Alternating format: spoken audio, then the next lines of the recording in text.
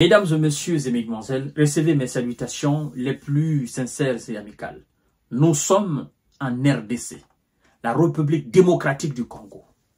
Oui, nous sommes en RDC de monsieur Félix Tshisekedi. C'est-à-dire que je suis dépassé. Les rebelles du M23, appuyés par l'armée rwandaise, nous informent ce 27 janvier 2025 qu'ils sont entrés dans la ville de Goma. La ville de Goma. Oui, ils sont entrés là-dedans. Et ce qui est stupéfiant, d'accord, dans tout ça, ce qui est inadmissible et inacceptable, c'est de voir des soldats congolais de l'armée régulière congolaise se rendre aux rebelles. Incroyable. Déposer les armes et se rendre aux rebelles. Nous avons vu des images. Qu'est-ce qui se passe? Mesdames et messieurs et mesdemoiselles, s'il vous plaît, partagez la vidéo dans tous les groupes possibles. Continuez à vous abonner à ma chaîne YouTube quand TJ Visionnaire le frère. Partagez la vidéo aussi au niveau de Facebook.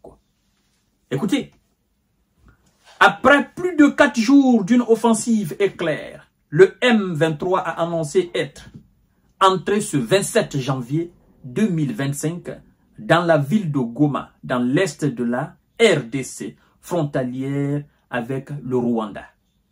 On nous informe de même que des échanges de tirs et des opérations aériennes ont eu lieu entre l'armée congolaise et des positions effectivement à Gisenyi. Au Rwanda, pendant plusieurs heures. On continue. Des dizaines de milliers d'habitants de Goma fuient les lieux. La population congolaise fuit sa ville parce que l'armée rwandaise qui appuie les rebelles du M23 sont entrés dans la ville. Et M. Tshisekedi demande aux gens de ne pas paniquer. Il demande aux gens de rester chez eux. Il demande aux gens de barrer les routes. Oh, bon sang de Dieu, monsieur Tshisekedi. On vous dit que des rebelles, appuyés par une armée d'un autre pays, sont entrés sur votre territoire. Ils sont entrés dans l'une des plus grandes villes du Congo, Kinshasa, et vous demandez à votre population de ne pas paniquer. Qui êtes-vous, monsieur Tshisekedi? J'arrive pas à croire. Sincèrement. L'aéroport international de Goma a été fermé. La voie lacustre ainsi que les routes sont bloquées. L'État congolais continue de travailler pour éviter le carnage et les pertes en vie humaine, a déclaré le porte-parole du gouvernement congolais. Le président Félix Tshisekedi, ayant convoqué une réunion d'urgence de son gouvernement, le Rwanda n'a pas commenté encore les informations. Mesdames et messieurs, et mesdemoiselles. Et aujourd'hui, vous voyez, on nous informe que, oui, on nous informe que des soldats congolais ont déposé les armes. Ils se sont rendus aux rebelles. Ils se sont rendus aux rebelles du M23, appuyés par l'armée de M. Paul Kagame.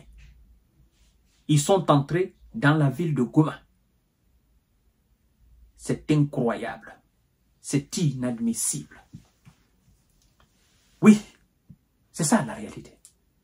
Pendant que les autres sont en train de se donner les moyens pour défendre l'intégrité de leur territoire, M. Tshisekedi est encore dans les discours.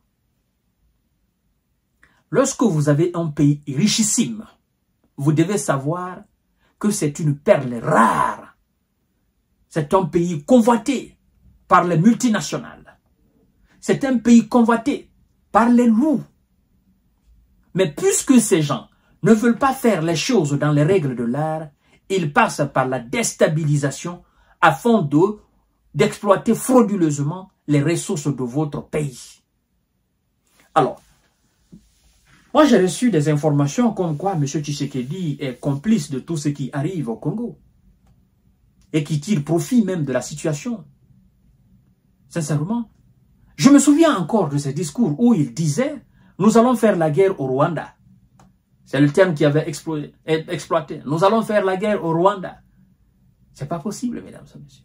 Et aujourd'hui, c'est l'armée rwandaise et les éléments du M23 qui sont entrés dans l'une des villes les plus importantes, l'une des villes les plus grandes du Congo.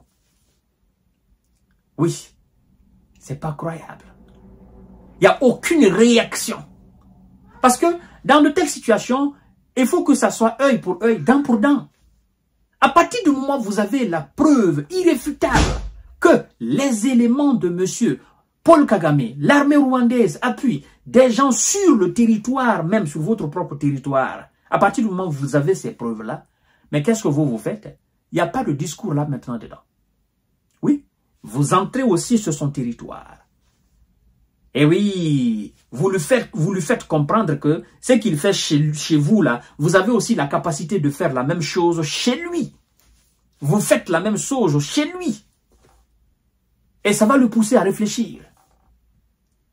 Mais, vous d'abord, vous êtes incapable de stopper ces criminels qui viennent déranger la stabilité de vos paisibles populations, qui les poussent aujourd'hui à l'exil, à l'exode massif. Comment vous allez lancer des opérations éclairs sur le territoire rwandais? Ça prouve que la grande armée congolaise, c'est une armée désorganisée, c'est une armée désorientée, c'est une armée indisciplinée, c'est une armée mal formée, mal équipée. C'est une armée divisée, subdivisée même de l'interne. Et quand c'est comme ça, vous ne pouvez pas avoir la force en tant que vous ne travaillez pas dans l'harmonie, quelle que soit votre capacité, quels que soient les équipements militaires que vous avez, en tant qu'il n'y a pas d'harmonie en votre sein, vous n'aurez jamais de succès face à de tels criminels. C'est dommage. Aujourd'hui, c'est la débandade totale dans la ville de Goma. C'est le désemparement total. Les populations ne savent même pas quoi faire. Ah, on vous dit que l'armée, les militaires, certains militaires congolais ont déposé les armes, se sont rendus aux rebelles. Maintenant, que feront les civils? Et puis, ils sont livrés à eux-mêmes. Je suis dégoûté à plus d'un titre.